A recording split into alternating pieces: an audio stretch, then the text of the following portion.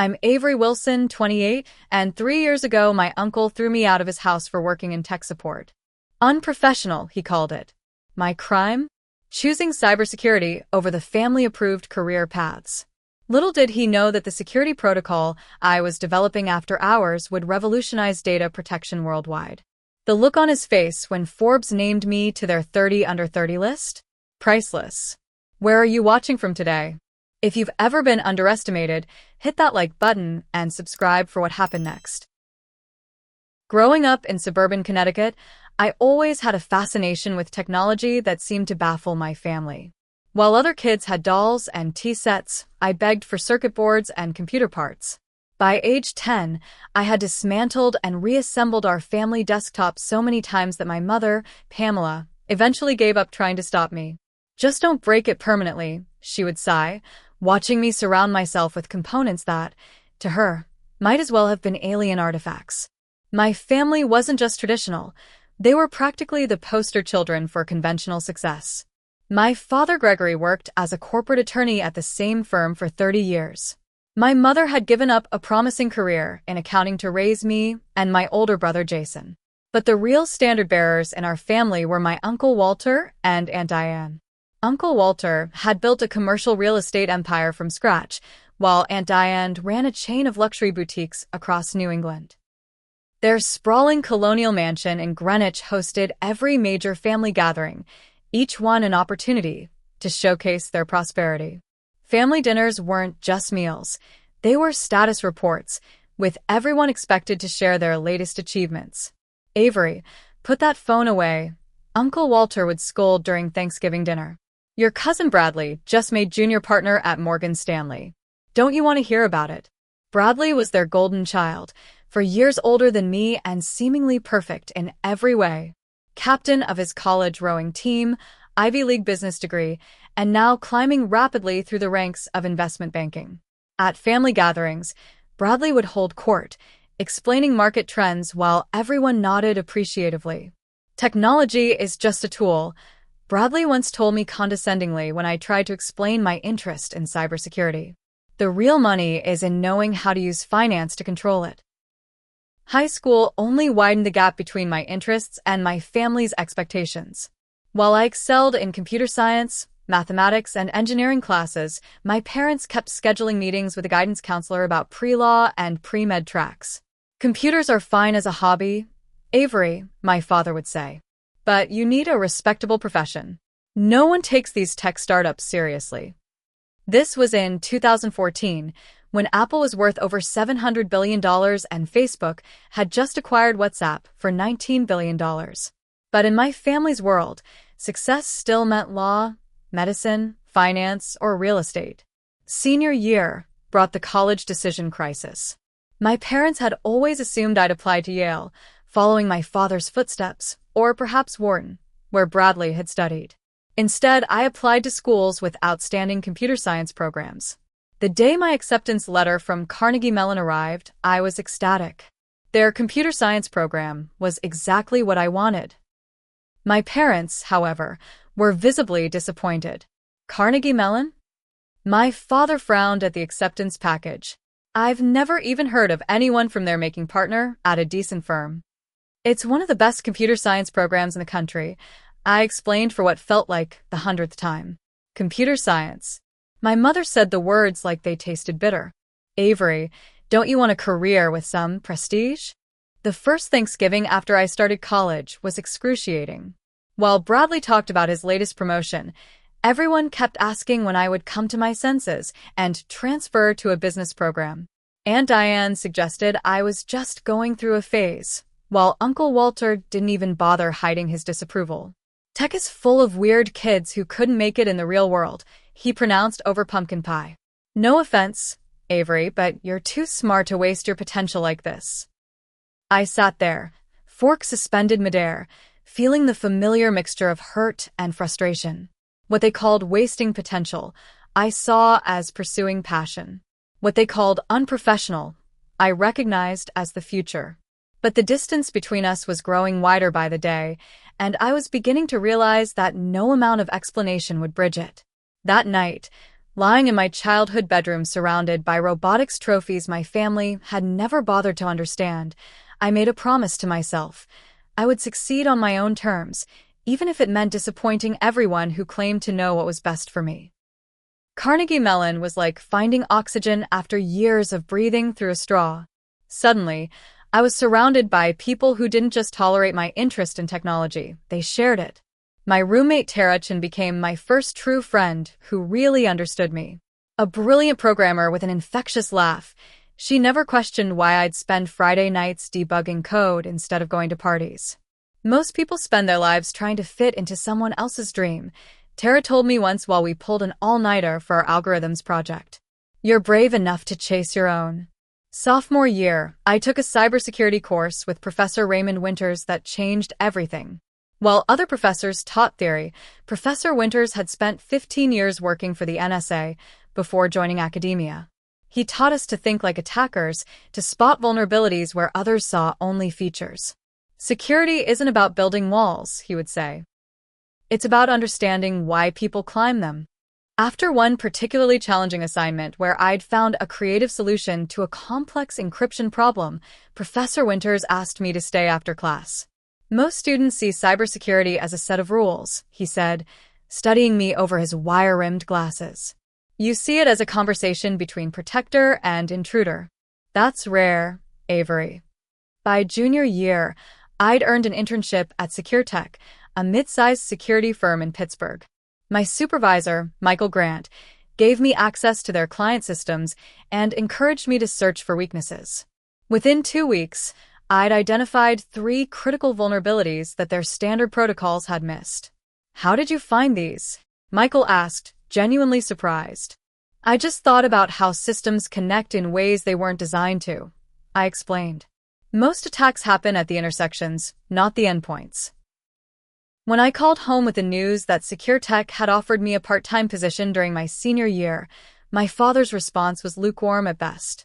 That's nice, honey, but don't let it distract you from your studies.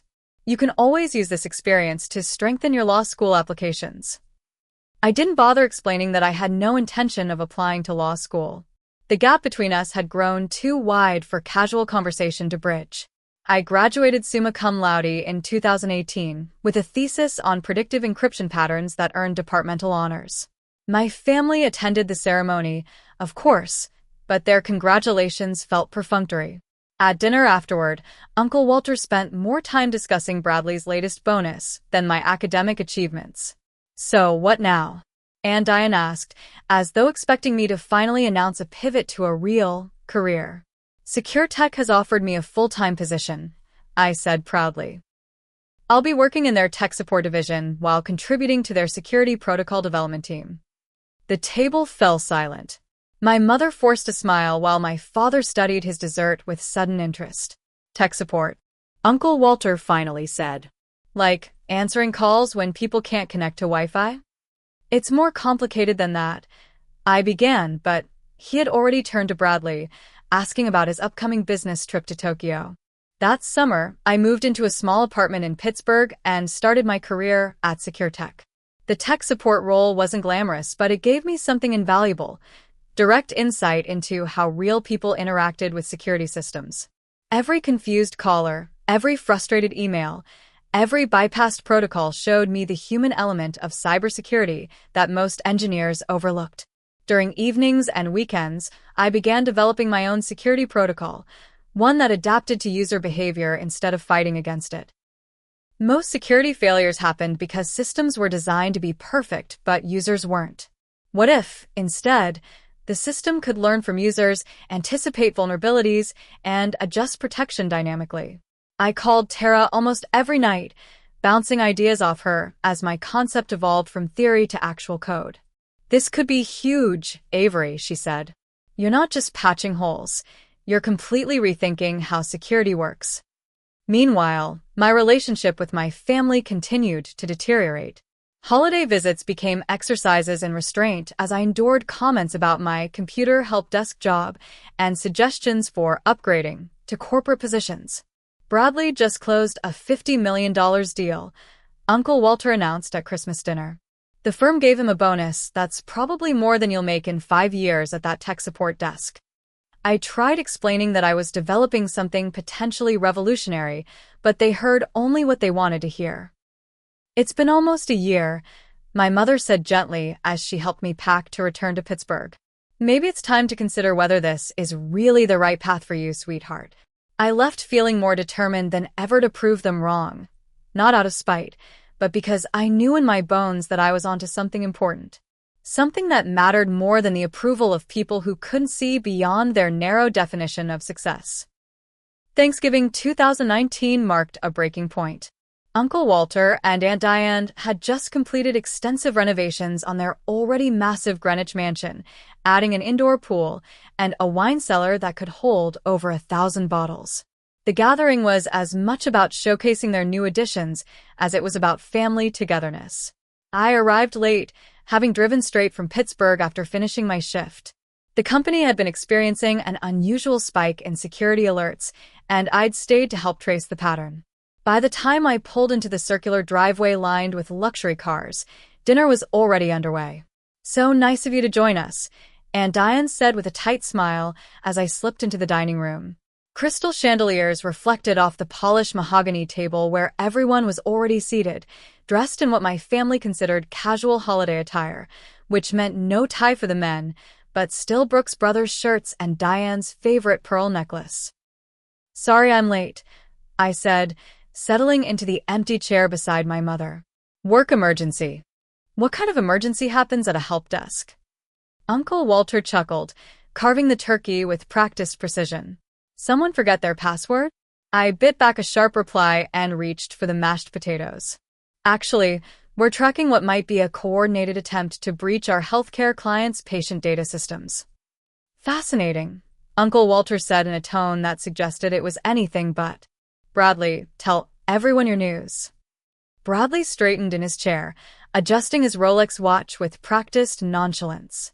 "The firm has named me head of emerging markets investment. I'll be managing our Asia-Pacific portfolio and opening our new Singapore office in January." The table erupted in congratulations. Aunt Diane dabbed at tears of pride, while Uncle Walter clapped his son on the shoulder. "That's my boy. 32 years old and already handling 9 figures. This calls for something special." He disappeared into his new wine cellar, returning with a bottle of Chateau Lafite Rothschild. "Been saving this for a truly momentous occasion." As glasses were filled and toasts made, I forced myself to smile and nod along. I was genuinely happy for Bradley's success, but the contrast in how our career milestones were treated couldn't have been more stark. "So, Avery," Bradley turned to me after soaking in the adulation, "still answering phones at that tech place?" "I do more than answer phones," I said, attempting to keep my voice light. "Actually, I've been developing a new security protocol that could change how adaptive encryption works in vulnerable systems." "That sounds—" My father searched for a word. "Technical." "It is," I said, warming to my subject despite their evident disinterest. "But it could solve one of the biggest problems in cybersecurity today. I've been working on it nights and weekends for months, and my team lead thinks it has serious potential." "Avery always was good with computers," my mother interjected, as though translating my accomplishments into a language the family could understand. "Good with computers," Uncle Walter repeated, swirling his wine. "That's nice. But when are you going to get serious about your career? Tech support is hardly a profession. It's what college dropouts do between real jobs." The room grew quiet. I felt heat rising in my cheeks. "I am serious about my career," I said, each word careful and measured. "Cybersecurity is one of the most critical fields in the modern economy. The protocol I'm developing could protect millions of people's personal data." Uncle Walter set down his glass with a sharp clink. "Come on, Avery. No niece of mine works in tech support. It's unprofessional. Bradley was fielding job offers from Goldman Sachs and JP Morgan at your age. You graduated with honors from a decent school. You could do anything, and you choose to be what? A glorified IT girl?" "Walter," my mother said quietly, but he was on a roll. "I'm just saying what everyone's thinking." We've given her time to get this computer phase out of her system, but enough is enough. The Wilson family has standards to maintain. Something inside me snapped. Years of condescension, of having my passion dismissed as a hobby, of being compared to Bradley, it all crystallized into a moment of absolute clarity. Standards? I repeated, my voice steadier than I felt. Is that what you call it? Because from where I'm sitting, it looks like narrow-mindedness. You have no idea what I actually do because you've never bothered to ask or listen. Now, Avery, Aunt Diane began, but I wasn't finished. I'm building something important, something that matters, and I don't need your approval to know its value. Uncle Walter's face darkened. This family has given you every advantage, and this is how you repay us? With disrespect and delusions about playing computer games. They're not games, I said, my voice rising despite my efforts to remain calm. And the only delusion here is thinking that the only path to success runs through a bank or a law firm. Uncle Walter stood abruptly, his napkin falling to the floor. I've heard enough. In this family, we respect tradition and proven paths to success. If you want to throw away your potential on some tech support job, you'll do it without our blessing. Walter, my father attempted to intervene, but too half-heartedly to make a difference. No, Gregory, I'm drawing a line. Avery, you have a choice to make. Get a real job worthy of your education and this family's name, or don't consider yourself part of this family anymore. The silence that followed was absolute. Even Bradley looked uncomfortable. You can't be serious, I finally said. I'm deadly serious. No niece of mine works in tech support. It's beneath us. I looked around the table, hoping someone would defend me, my parents at least. But they sat in uncomfortable silence, unwilling to challenge Uncle Walter in his own home. Slowly, I placed my napkin beside my barely touched plate and stood. Then I guess I'm not your niece anymore. Avery, don't be dramatic, Aunt Diane said quickly. I'm not being dramatic. I'm being honest. Something this family might want to try sometime. I turned to Uncle Walter. Thank you for making the choice so clear for me. If you walk out that door, he said, pointing a finger trembling with anger, don't expect to be welcomed back until you've come to your senses. I looked him directly in the eyes. I am in my senses. For the first time in years, I see things exactly as they are. With that, I walked out, ignoring my mother's calls to come back. The grand door of the mansion closed behind me with a heavy thud that felt unnervingly final. Sitting in my car, hands shaking too badly to insert the key, tears finally came. Not just for tonight's rejection, but for years of being misunderstood by the people who should have known me best. I finally managed to start the engine and pulled away from the house that had never really felt like home. With nowhere else to go, I drove straight to Tara's apartment in Boston, calling her through sobs to explain what had happened. She was waiting outside when I pulled up 3 hours later, arms open, ready to catch me as I fell apart. They threw me out, I kept repeating as she helped me inside. My own family threw me out. Then they don't deserve you, Tara said firmly, making up her couch with spare blankets. And someday, they'll realize exactly what they've lost. The weeks following Thanksgiving blurred together in a haze of grief and uncertainty. Tara's one-bedroom apartment in Boston became my temporary home, her couch my bed, her unwavering support my lifeline. I continued working remotely for SecureTech, taking technical support calls from Tara's kitchen table while she was at her software engineering job. Stay as long as you need, she insisted, waving away my offers to pay rent. What are best friends for if not housing you during family crises? December brought the painful reality of spending Christmas alone for the first time. My mother had called once, her voice small and cautious, to ask if I would reconsider coming home for the holidays. Is Uncle Walter still expecting me to quit my job? I asked. Her silence was answer enough. Then I can't come home, Mom.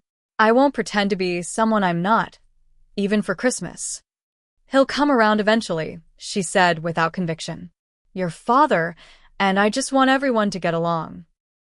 Getting along shouldn't require me to abandon my dreams, I replied softly. I love you, but I need to make my own path. On Christmas Eve, while Tara visited her parents in California, I sat alone with a microwave dinner and my laptop, continuing work on my security protocol. The code blurred through tears I refused to acknowledge. This wasn't just about proving my family wrong anymore. It was about proving to myself that I'd made the right choice. January brought financial reality crashing down. My entry-level salary barely covered student loan payments and basic expenses, let alone Boston rent prices. I'd always had the safety net of family support, help with the security deposit on my Pittsburgh apartment, occasional checks from my grandparents, the knowledge that in a true emergency, I could go home. Now that net was gone. I need to find my own place, I told Tara after another week of sleeping on her couch. I can't keep imposing on you. You're not imposing, she insisted. But I understand needing your own space. Just don't rush into something you can't afford because you feel guilty. A timely phone call from Professor Winters changed everything. I'd kept in touch with my mentor since graduation, occasionally sending him updates on my work. Avery, I'm presenting at the Northeastern Cybersecurity Conference next month and looking for emerging security concepts to highlight. How's that adaptive protocol of yours coming along? Over coffee at a small cafe near MIT, I showed him my latest work, the algorithms, the adaptive learning components, the user behavior integration. This is remarkable, he said, studying my laptop screen with growing excitement. You're approaching security from an entirely different angle. Most systems try to force users to adapt to them. Yours adapts to the users while still maintaining integrity. That's the idea, I nodded. But developing it while working full-time in tech support is slow going. Professor Winters leaned back, considering me carefully. Have you thought about focusing on this full-time? This has commercial potential well beyond academic interest. I can't afford to quit my job, I admitted, especially now that I'm financially independent. I gave him a brief explanation of my family situation. Their loss, he said bluntly. Listen, Avery. I know some people, investors who specialize in cybersecurity startups. Would you be willing to meet with them? No promises, but this concept deserves serious consideration. That meeting led to another and another. While the investors were intrigued, they wanted to see more development, more testing, more proof of concept. Meanwhile, rent and bills waited for no one. February found me working 3 jobs: daytime tech support for Secure Tech, evening shifts at a coffee shop near Tara's apartment, and night hours coding my protocol. I slept 4 hours a night, fueled by determination and the cheapest coffee I could find. One bleary morning, struggling to stay awake during a particularly tedious support call, I received an email that changed everything. Michael Grant, my former supervisor at Secure Tech, who had since moved to a larger security firm, wanted to meet.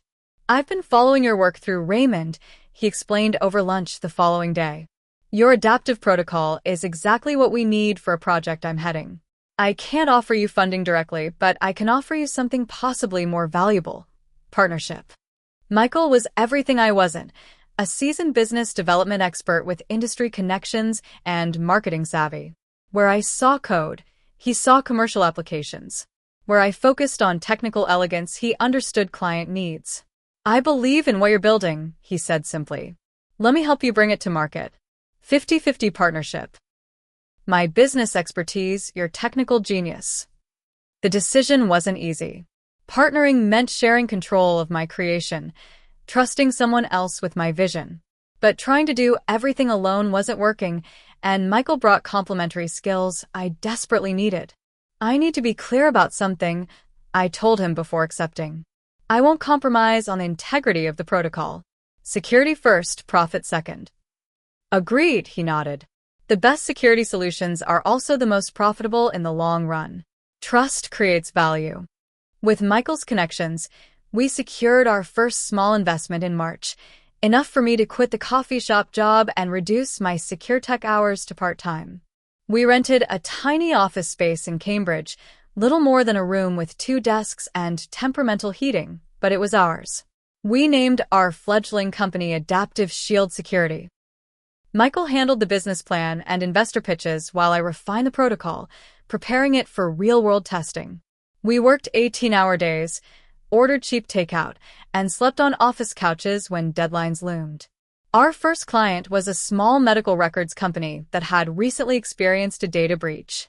They couldn't afford premium security solutions, but needed something better than standard encryption. "We're offering a discount because you're our first deployment," Michael explained to them. "In return, we want comprehensive feedback and the right to use anonymized performance data." The installation wasn't perfect. We encountered bugs, compatibility issues, unexpected system behaviors.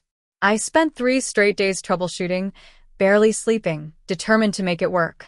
When the system finally stabilized and began adapting to the company's usage patterns, the client's IT director called personally. "We've had 3 attempted breaches since installation," he reported. "Your system not only blocked them but adapted to prevent similar future attempts. I've never seen anything like it." That first success, modest as it was, marked the real turning point. We weren't just developing a concept anymore. We had a working product that solved real problems. As spring turned to summer, our confidence grew along with our client list. "We need to expand," Michael announced in June, spreading financial projections across our shared desk. 2 more developers at minimum. "The protocol works, but we need to scale it for larger systems." "Can we afford that?" I asked cautiously, still thinking in terms of my tech support salary mindset. Michael grinned. "After that demonstration for the healthcare consortium, we can't afford not to. We have 3 major contracts pending. It's time to bet on ourselves, Avery." That night, alone in the small studio apartment I'd finally been able to afford, I allowed myself a moment of reflection. 6 months ago, I'd been crying on Tara's couch, devastated by my family's rejection. Now I was co-founder of a promising security startup, making decisions about hiring and expansion. Uncle Walter had thrown me out for being unprofessional. The irony wasn't lost on me that his definition of professionalism had nearly prevented me from creating something truly valuable. For the first time since that painful Thanksgiving, I didn't feel the ache of rejection. Instead, I felt something far more powerful: vindication. Summer 2020 brought challenges no one could have anticipated. As the pandemic forced businesses worldwide to transition to remote operations, cybersecurity suddenly became everyone's priority.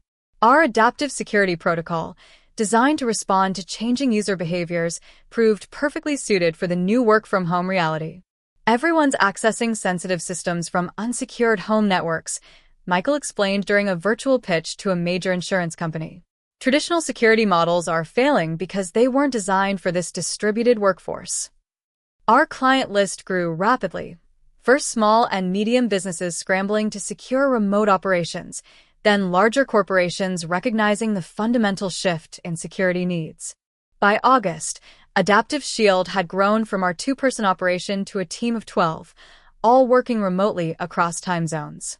"We need to raise serious capital," Michael said during our daily strategy call. "The demand is outpacing our ability to scale." I've been talking with Veronica at Horizon Ventures. They're interested in leading our Series A.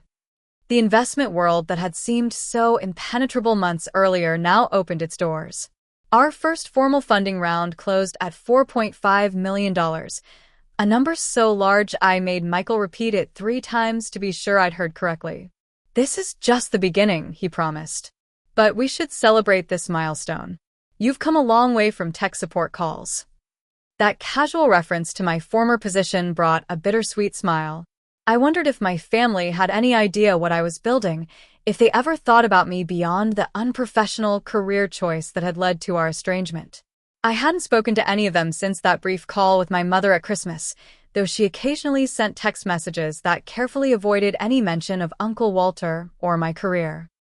September brought our first major security crisis and, paradoxically, our biggest opportunity.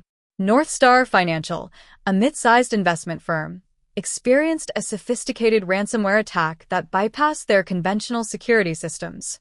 Their CTO, desperate for solutions, called on a Saturday morning. "We've contained the immediate damage, but our traditional security vendor can't guarantee it won't happen again. A colleague mentioned your adaptive approach. How quickly can you implement?"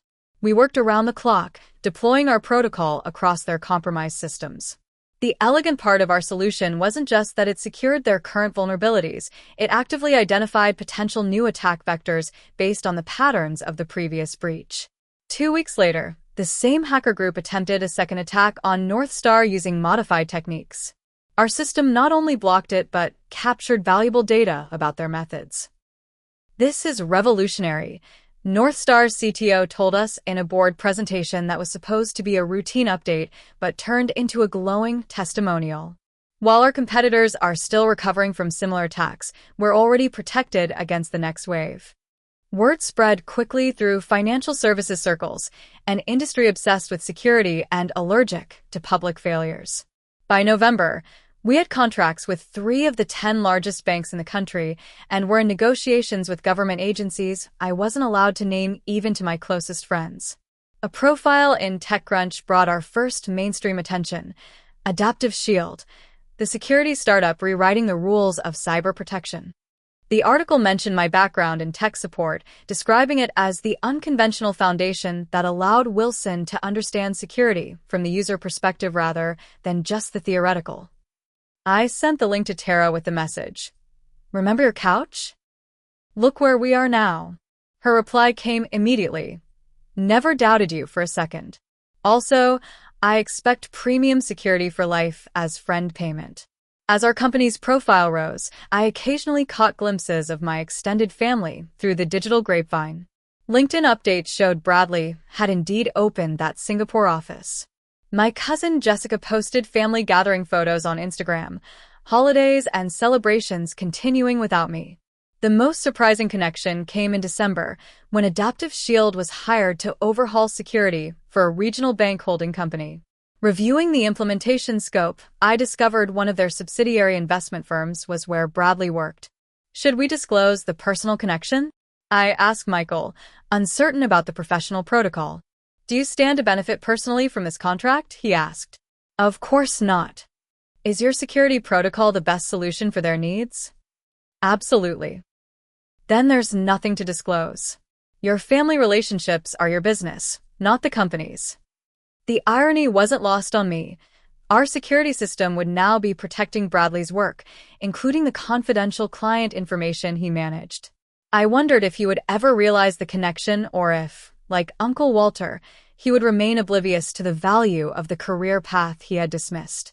January 2021 brought acquisition offers, first from established security firms, then from major tech companies. The numbers were staggering, starting in the hundreds of millions and quickly rising. We could sell right now, Michael acknowledged during a serious conversation at our new Cambridge headquarters. You'd never have to work another day in your life. The thought was tempting. Financial security had been my most immediate concern after being cut off from my family. Now, I could potentially have more wealth than Uncle Walter and Aunt Diane combined. But I prompted, sensing his reservation. But we'd be leaving most of the value on the table, he continued. We're just scratching the surface of what this technology can do. The adaptive approach could be applied beyond cybersecurity, AI systems, automated manufacturing, medical diagnostics. Selling now would be like selling Amazon when it only sold books. We decided to remain independent, accepting only a strategic investment from Horizon Ventures that valued the company at just over $1 billion, officially making us a unicorn in startup terminology. The valuation made headlines in the financial press. Adaptive Shield reaches unicorn status just 15 months after launch. The Wall Street Journal ran a feature on our rapid growth, highlighting the increasing importance of adaptive security in an unpredictable digital landscape. I bought a modest but comfortable condo in Cambridge and donated generously to Carnegie Mellon's Computer Science Scholarship Fund. Success brought material comfort, but more importantly, it brought validation. The path I'd chosen, the one my family had deemed unworthy, had proven more valuable than any of us could have imagined. Still, in quiet moments, I felt the absence of family to share in my success. Tara and Michael had become my chosen family, celebrating milestones and supporting me through challenges. But the wound of rejection never fully healed. Have you thought about reaching out to them? Tara asked one evening as we shared takeout in my new living room. Just to let them know you're okay?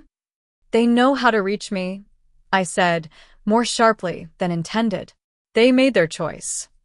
People make mistakes, she said gently. Even family. Some mistakes can't be fixed with an apology, I replied, changing the subject. February brought a security crisis that dominated headlines for weeks. A sophisticated attack compromised multiple government systems, exposing vulnerabilities in traditional security approaches. As agencies scrambled to contain the damage, our phone rang constantly with urgent implementation requests. During this chaos, I received an unexpected email from my mother. Avery, I saw your company mentioned in your father's financial newsletter. They spoke very highly of your security work. Are you doing well? We miss you. Love, Mom. No mention of Uncle Walter. No acknowledgement of what had happened. Just a casual note as though we'd drifted apart through mutual neglect rather than painful rejection. I drafted multiple responses, ranging from coldly professional to emotionally raw, but sent none of them. How could I explain that while they were missing me, I had been building something revolutionary? That the career they had dismissed as unprofessional had made me more successful at 28 than most people become in a lifetime? Instead, I channeled my energy into expanding our company's reach. We opened offices in London and Singapore, ironically in the same building where Bradley worked, though we never crossed paths. Our team grew to over 100 employees worldwide, with thousands of clients, depending on our security protocol. By March, Adaptive Shield's valuation had reached $2.7 billion, and my personal net worth, mostly in company equity, exceeded $800 million. The numbers seemed unreal, disconnected from the everyday reality of my life, which remained focused on refining our technology and expanding its applications. The true magnitude of what we'd built didn't fully register until a quiet Tuesday afternoon in April, when an email arrived with a subject line that made me freeze. Forbes 30 Under 30 Selection, Confidential. I stared at the email for a full minute before opening it, convinced it was spam or a phishing attempt, an occupational hazard in cybersecurity. But the sender address checked out, and the contents were unmistakably genuine. Dear Ms. Wilson, we are pleased to inform you that you have been selected for the Forbes 30 Under 30 list in the Enterprise Technology category. Your groundbreaking work in adaptive cybersecurity protocols has not only created a billion-dollar company, but has fundamentally changed how the industry approaches user-centered security.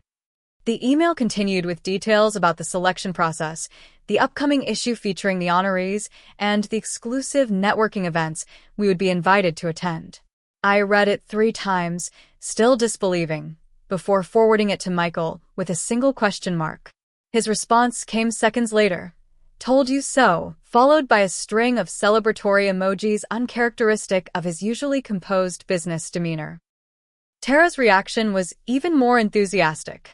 She showed up at my door that evening with champagne and takeout from my favorite Thai restaurant. Forbes freaking 30 Under 30, she exclaimed, wrapping me in a hug as soon as I opened the door. Do you have any idea how huge this is? This is like the Academy Awards for business prodigies. As we celebrated, I felt a complex mix of emotions, pride in the recognition, gratitude for the friends who had supported me, and an unexpected pang of sadness that I couldn't share this moment with my family. Despite everything, part of me still wanted my parents to see that my unconventional path had led to exceptional success. The Forbes photo shoot the following week was surreal. Professional stylists fussed over my appearance while the photographer directed me through various poses in our Cambridge office. Could you look a bit more techie? The photographer suggested. What does that even mean? I laughed. I don't know. Maybe type aggressively while looking intensely at the screen? We settled on a simple portrait of me standing confidently next to our company logo, the image that would appear in the magazine and across their digital platforms. The profile article delved into my journey, from Carnegie Mellon to tech support at SecureTech, the development of the adaptive protocol, the partnership with Michael, and our company's meteoric rise. The writer had done thorough research, interviewing Professor Winters, and even some of our early clients. Wilson's path to success wasn't traditional, the article stated. Starting in technical support, a role often overlooked in the glamorous tech world, gave her unique insight into how real users interact with security systems. This perspective became the foundation for Adaptive Shield's revolutionary approach. The issue was published in early May, featuring me alongside other young entrepreneurs, scientists, and innovators. Within hours, my email and social media accounts were flooded with congratulations from colleagues, classmates, and even strangers impressed by my story. I shared the article with Tara and Michael, sent a note of thanks to Professor Winters, and tried to focus on work despite the constant ping of notifications. I didn't expect any reaction from my family. They had made their position clear, and I had accepted their absence from my life. 3 days after the Forbes issue went live, my phone rang with an unfamiliar Connecticut number. Assuming it was a business call, I answered professionally. Avery Wilson speaking. A brief silence, then. Avery? It's Aunt Diane. My hand tightened around the phone. Of all the family members who might reach out, Aunt Diane was among the least expected. She had always deferred to Uncle Walter in family matters, rarely expressing independent opinions. Hello, Aunt Diane. I managed, my voice neutral despite my racing heart. We saw the Forbes article, she said, her usual confidence absent. Why didn't you say you're a cybersecurity billionaire? The question was so absurd, so completely missing the point, that I almost laughed. That wasn't exactly relevant during our last conversation, I replied carefully. As I recall, the issue was that working in tech support was unprofessional and beneath the family standards. Another silence. Well, yes, but... She hesitated. If we'd known you were building something so substantial, you didn't need to know what I was building to respect my choices, I said, keeping my voice even. The value of my work shouldn't determine the value of my place in the family. Of course, she backpedaled. It's just, Walter, and I didn't understand what you were doing. We thought you were just answering phones all day. I tried to explain. I reminded her. Nobody wanted to listen. Yes, well, that's water under the bridge now, isn't it? Her voice brightened artificially. The important thing is that you've done so well for yourself. We're all very proud indeed. The conversation continued in this vein, with Aunt Diane attempting to gloss over the painful rejection as though it had been a minor misunderstanding rather than a fundamental breach of family trust. She mentioned that Bradley had actually been one of the first to recognize my name in Forbes, having seen our security system implemented at his firm. He was quite impressed, she assured me. Said it was the most sophisticated protocol he'd encountered. Of course, he works in finance, not technology, but still, high praise. As she spoke, the subtext became increasingly clear. My success had made me acceptable again. The wealth and recognition had transformed me from family embarrassment to family pride, without any acknowledgement of the hurt they had caused or the struggle I had endured. Aunt Diane, I interrupted her cheerful monologue about an upcoming family gathering. Why are you calling now, really? The question hung between us, heavy with unspoken implications. Why? To congratulate you, of course, she replied, too quickly. And to see if you might join us for Memorial Day weekend at the house. Everyone will be there, and they'd all love to see you. Your uncle especially wants to reconnect. My uncle who threw me out for working in tech support? I clarified, unable to keep the edge from my voice. He regrets how things happened, she said softly. We all do. Families sometimes say things they don't mean. He meant it at the time, I pointed out. The only thing that's changed is my bank account. That's not fair, Avery, she protested, but without conviction. Isn't it? Would you have called if the Forbes article had been about my innovative work at a nonprofit? Or if I was still in tech support but had developed something meaningful that didn't make money? She had no answer for that, which was answer enough. I need to think about it, I finally said, unwilling to close the door entirely but not ready to pretend the past hadn't happened. I'll let you know about Memorial Day. After hanging up, I sat at my desk, emotions churning. The recognition I had once craved for my family now felt hollow, tainted by the knowledge that it was my success, not my passion or principles, that had earned their approval. That evening, I called my parents directly, wanting to hear their perspective without Aunt Diane's filtering. "We've missed you so much," my mother said immediately, her voice thick with emotion. "I've been keeping up with your company news whenever I could find articles. But you never reached out," I noted. "Until Forbes. Your father and we were caught in the middle," she admitted. "Walter is your father's brother, and after what happened at Thanksgiving, it was complicated." "It wasn't complicated for me," I said quietly. "I needed my parents to support me, or at least not take sides against me." "We never took sides against you," my father interjected, having picked up another extension. "We just didn't want to inflame the situation." "Silence is a side, Dad," I replied, the old hurt rising fresh. When someone throws your daughter out and calls her career choices shameful, not opposing that is taking a side. The conversation continued for over an hour, painful but necessary. My parents expressed genuine regret for their passivity, admitted they had been wrong about my career path, and seemed sincere in wanting to rebuild our relationship. Unlike Aunt Diane, they acknowledged the hurt they had caused, which made reconciliation seem at least possible. Uncle Walter, however, was another matter entirely. According to my parents, he had been shocked by the Forbes article, alternating between embarrassment at his misjudgment and pride in claiming connection to my success. "He wants to apologize in person," my mother explained. "He's actually quite impressed by what you've built." "Of course he is," I said wryly. "It's worth billions now." The following week brought emails and messages from other family members who had suddenly remembered my existence. Cousins who had sat silently during my humiliation now wanted to connect on LinkedIn. Relatives who had nodded along with Uncle Walter's dismissal of my career now shared the Forbes article proudly on social media, emphasizing our family connection.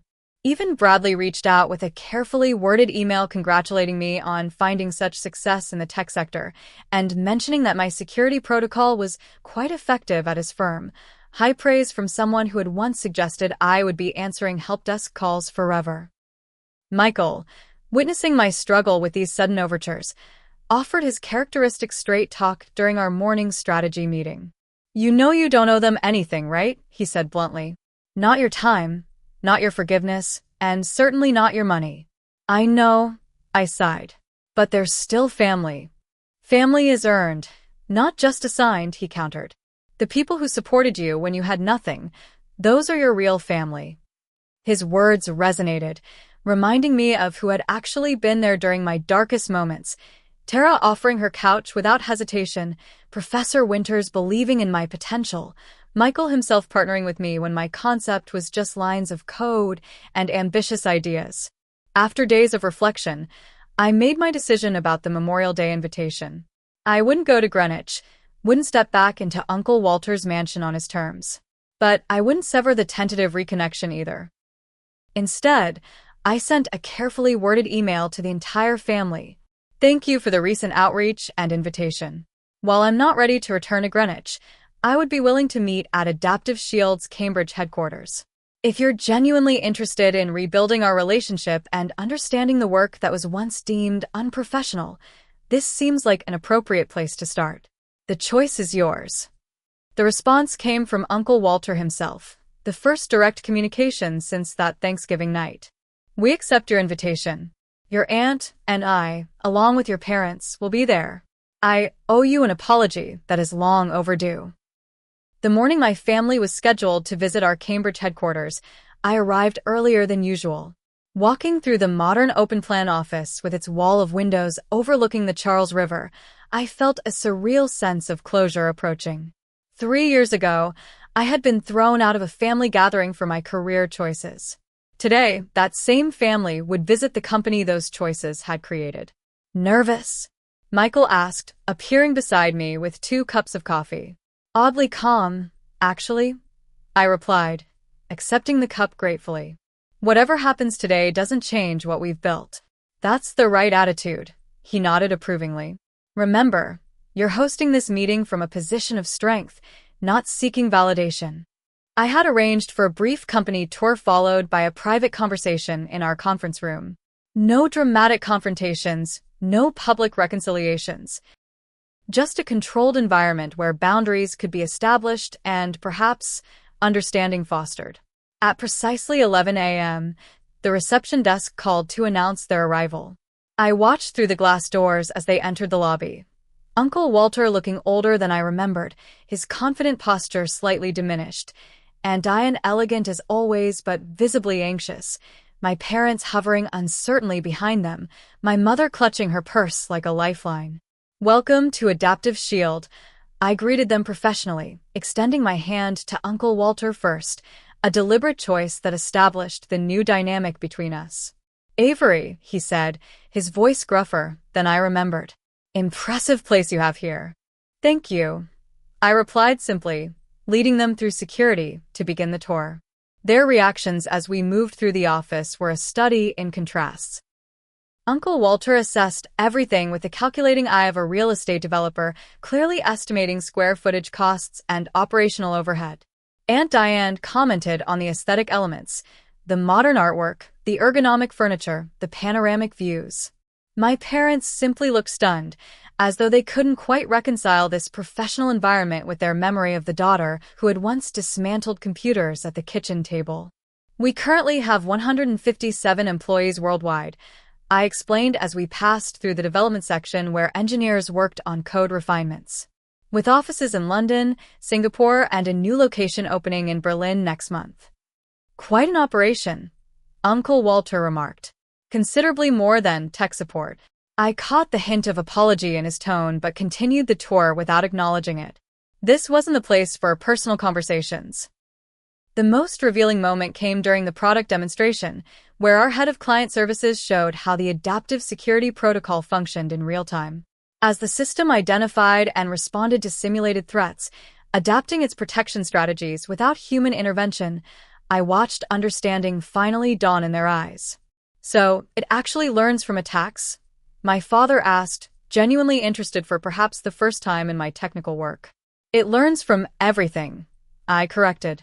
"User behaviors, threat patterns, system interactions. That's what makes it adaptive rather than just reactive." "And this was your idea?"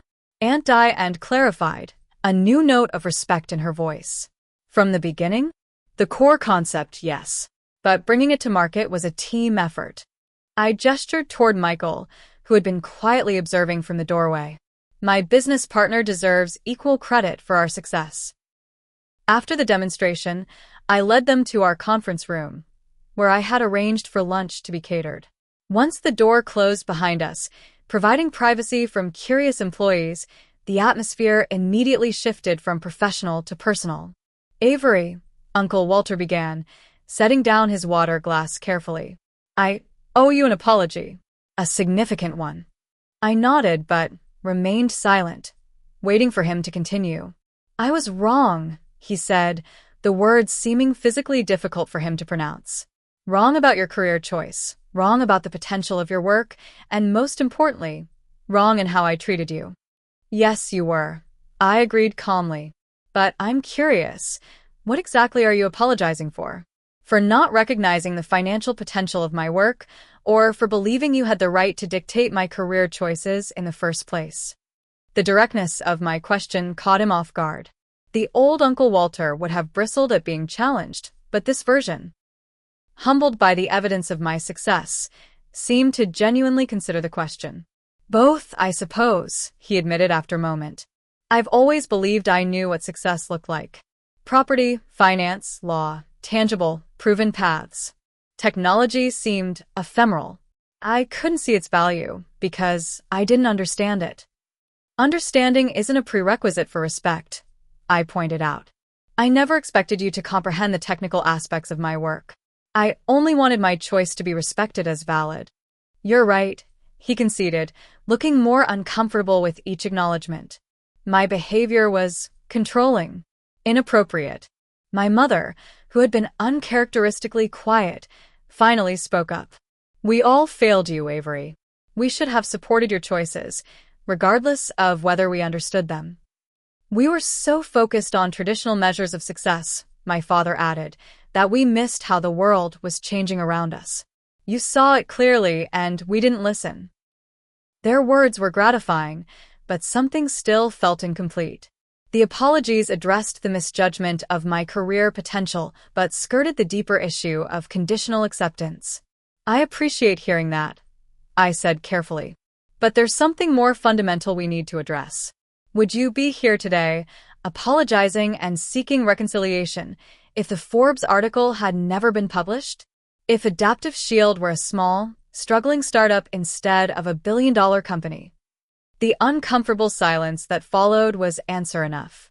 That's what concerns me most, I continued.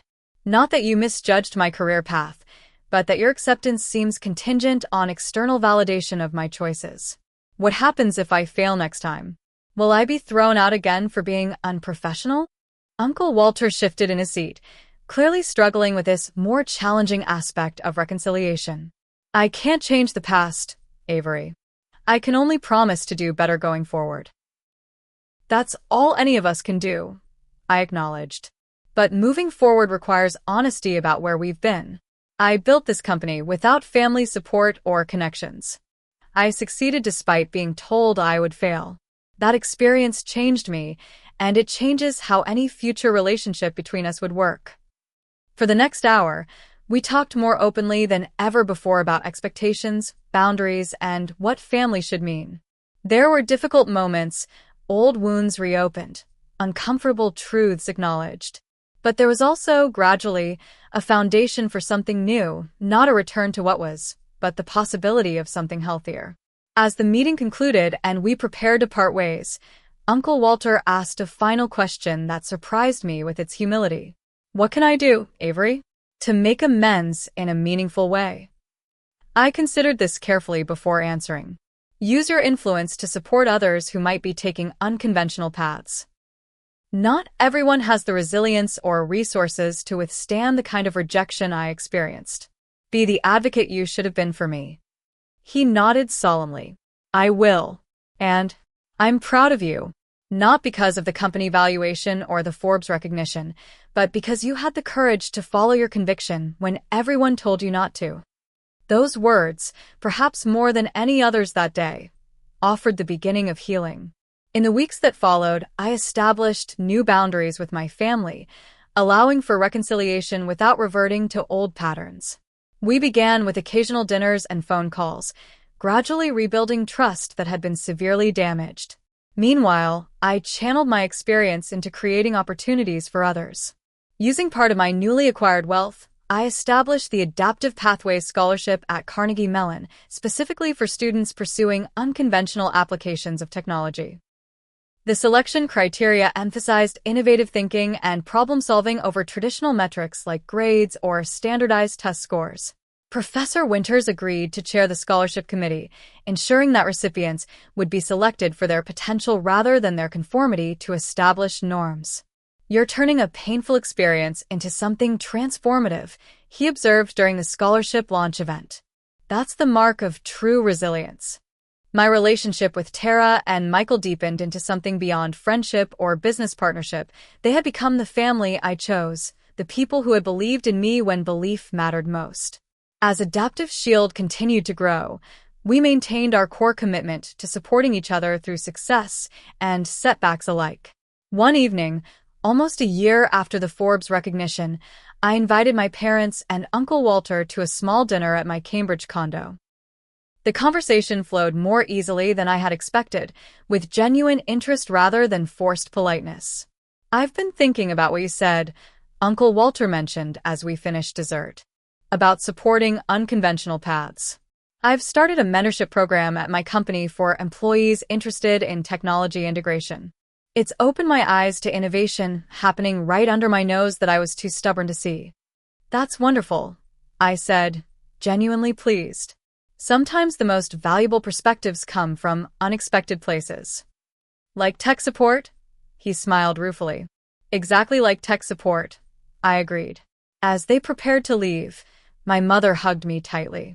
I'm sorry it took us so long to understand, she whispered. But I'm so grateful we found our way back to each other.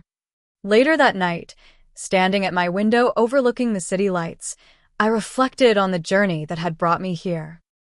The rejection that had once seemed like an ending had actually been the beginning of something far more significant.